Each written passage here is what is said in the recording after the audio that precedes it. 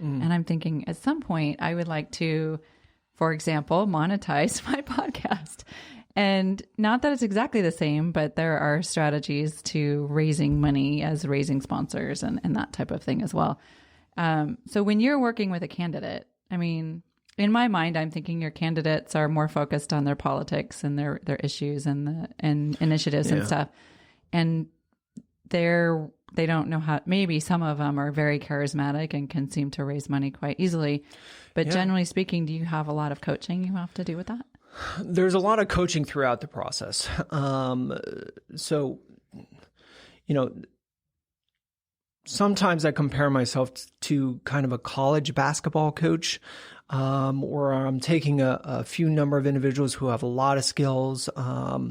They're already operating at a high level, but they're not exactly professionals yet, in the field of politics anyway. And I'm doing a lot of coaching.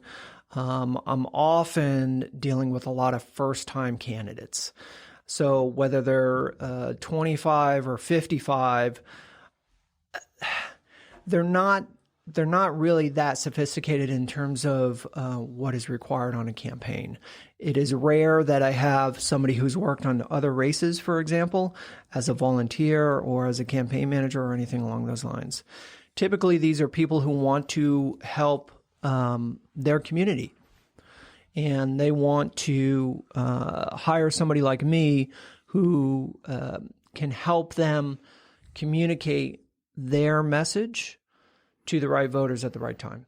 So in terms of fundraising, in any political environment, there's going to be a political class of players. There's going to be a pool of donors who give to politicians all the time, every year. So how do I get my candidate in front of this donor class of people? As well as how do I get my candidate talking to their own friends and family? What I told you the other day. Love circle. The love circle. Can we? I'm hashtagging the love circle. The love circle. Also, it makes me feel very uncomfortable. But that's a different kind of circle.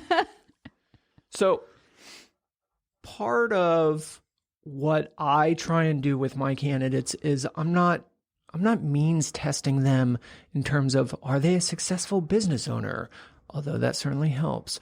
Are they personally wealthy? Although that certainly helps. What I'm trying to do is figure out, okay, out of all the boxes that we can check for what makes a good candidate, maybe you're not wealthy, but you're going to work your ass off. Mm-hmm. I'll take you on. And so we'll put you in a situation where you can get more votes and not as much money, but you'll still win. So for fundraising, it's coaching to a specific segment of the market, which is not even necessarily in the district. And then working with a candidate, it is primarily over the last 10 or 15 years or so that I've been doing this, been event-based marketing. So part of what today's environment... So you're saying wine caves? I've been in a wine cave, yeah. Okay. The wine caves. That was a thing a month or two ago. With Mayor Pete, right? Yeah. I have not been in that wine cave. That wine cave.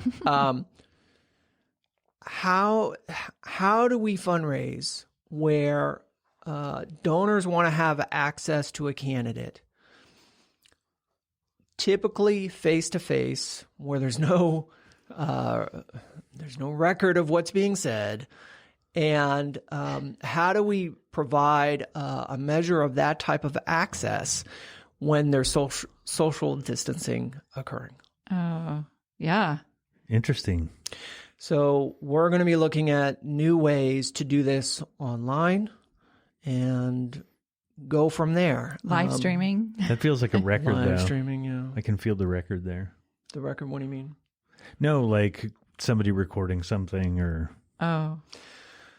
2020 though. I mean, how right? many times have you like literally done that Homer Simpson like the thing where you had a candidate who says something and you're like, you did not just say that aloud. No, somebody texted me yesterday saying who they wanted to hire as their treasurer. I'm like, nope. So you bring with you relationships with donors then as well, right?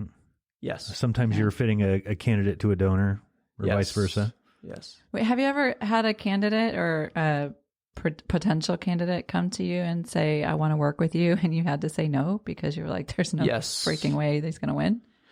Yes. He or she. Oh. Yeah. And then did that person actually win? It's like a speed and you were round. wrong? No.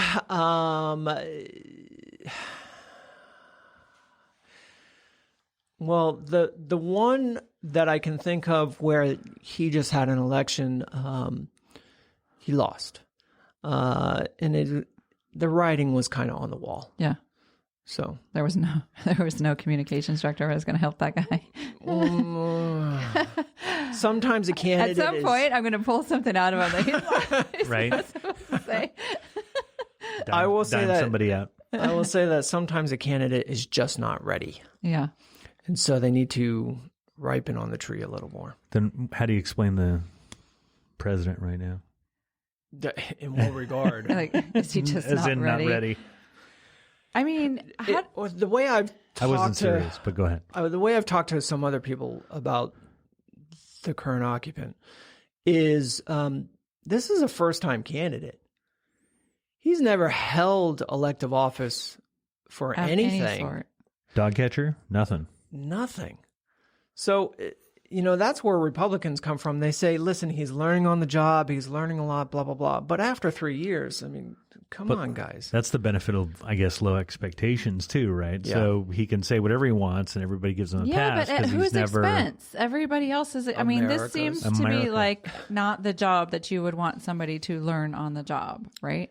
Yeah, and that's why I would discourage anybody else from making the presidency their first time run at office. Right. I can't. Honest to God, I don't know who would want to be president. How do you get into some of that Bloomberg money though? You spreading it around, right? Soda tax? I've had some friends work on the Bloomberg soda campaign. tax? Yeah. No, I mean he's a heavy investor in causes as well as his own campaign. But well, yeah, he's been heavy climate, in gun control. Gun stuff. control. Yeah. But it's mothers against it's mothers. Yeah, I know the one you're talking about. Yeah. So the other day, I my son is 5, and this is kind of where I'm so interested. I'm becoming interested in learning more about government and politics and stuff because I want to be able to teach my children how to navigate that as well. So my son is 5. We're at the market, and on the newsstand is, I think it's Time or Newsweek or whatever, with a picture of Bloomberg on the front. Right. And my 5-year-old son looks at this and he goes, "Oh, wait a minute, Mom. Is that and I'm like, "Oh, is this Michael Bloomberg?" "Oh, it's not." He goes, "That's who my dad voted for." And he goes, "No, wait a minute." He goes, "It wasn't Bloomberg." He goes, You gotta love kids. I know. I go, "Are you sure?" Because I know his dad. And I'm like, he doesn't strike me as a Bloomberg guy. I said, "Are you sure it was him? Or maybe it was somebody else that starts," because he's 5 and we're learning how to read. I'm like, "With a B." And he goes, "Bernie." Yeah, another old white guy. But just he's 5 and he's aware that, and he's made comments because of course he hears his dad talk about I'm just going to say it, what a douchebag Donald Trump is. I can say it because of my podcast. That's the president. But I just love that he's interested in learning and whether he knows what any of it means or not is, he's 5, but there's a curiosity there. So I want to be able to kind of. Well, it sounds like he gets the biggest part, which is he gets to participate, right? Well, in the conversation, but right? He understands the voting part. Like somebody made a choice. Yeah, I mean, he understands there is a choice to be made for our president, and probably that's the limit of what that, understanding is, which is fine. It's great. It's like he knows. So, that how does this relate to you as a mom? Well, what it really reminded me of is I want to be able to have conversations with him about this topic. So okay, I want to feel like I know what I'm talking about. I don't want to, you always kind of dumb things down a little bit for the kids anyway, right? You give them what they can handle, but I want to speak intelligently about it. And I also want to give him as much as I can an objective view, right? I do this with religion with my children as well. Like I have definite views and opinions about religion, but I don't share those with my children. We talk about We just kind of keep it as objective as possible because I want my children to make the choices when they feel they're ready to make the choice and what religion, or if they want to study religion or follow religion, they can make that choice. I will allow them to get the facts. I want to be able to do that with politics. There's a way as a parent, I think, that I've gone about this, and I don't know if it's the right thing, but yes, I have a clear opinion about how I wish my children would view politicians and Republicans versus Democrats and that type of thing. So there's always going to be a bit of a skew, I think, but in any case, I want to be able to speak intelligently about it. And I love that there's a curiosity there, because when kids are curious, that's when they choose to learn about things. So it's not about shoving the information down his throat. It's just about giving him access to it. What about your daughter? That's a great question. She's older, and she's got some very strong opinions about current politicians. I would say of her strong opinions, 10% of those are really from her.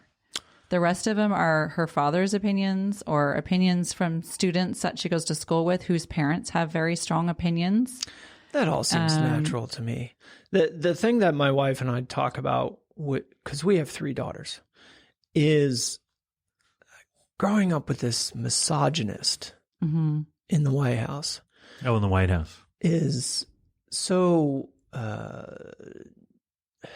disheartening and discouraging, and trying to explain to them that this is not normal. And so I'm just counting the days until he is gone. Yeah, I think we're going to have another 4 years of it. Oh, stop. Okay, let me touch on this. I'm going to dig into that After because this past 2 weeks? Well, yeah, that's a good point. Even before the 2 weeks, the coalescing. I just don't on the Biden think that train. Biden can beat him. It's not that I don't think if Biden is on the ticket, I don't think he can win over Trump. Joe has seemed to become the vessel for everybody's desire to get rid of Trump, though. That is what should and needs to happen when you're challenging an incumbent. You need the challenger to be the vessel of hope.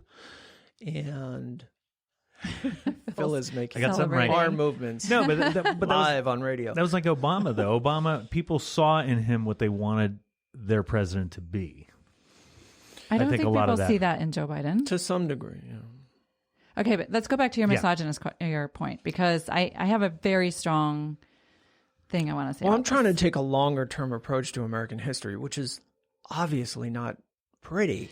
Yeah. But we're trying to get better. Yes. We're trying You're to so get better. optimistic. Here's what happened the day after the 2016 election. I woke up crying my eyes out, and I had just been through, I was actually still in the thick of a really difficult breakup with my husband. There were a lot of similarities in certain areas that I was seeing. By no means is he a supporter of Donald Trump, but there were things that I was witnessing that I was like, during the lead up to the election, I was like, I don't want my daughter to see this man in charge of us and what he stands for. And, there were all of these, all of this misogyny that, it just horrified me that my daughter was going to see this as an example of a father figure, really, like the man who's leading our family, right? In the sense, the president leading the country. However, what scared me even more was that my son would see this as an example of how to behave. And that wasn't the first time that those thoughts had gone through my head, but quite honestly, it was that motivated me more than my daughter seeing, because I knew that I could, from a mother's perspective, from a woman's perspective, I could give her concrete examples as how a man can treat a woman, and she could see it from my experience that's no person that you want to hang around with. It's no person you want to see as an but the influencer. Modeling for your son. But I couldn't give my son that same perspective. And I thought,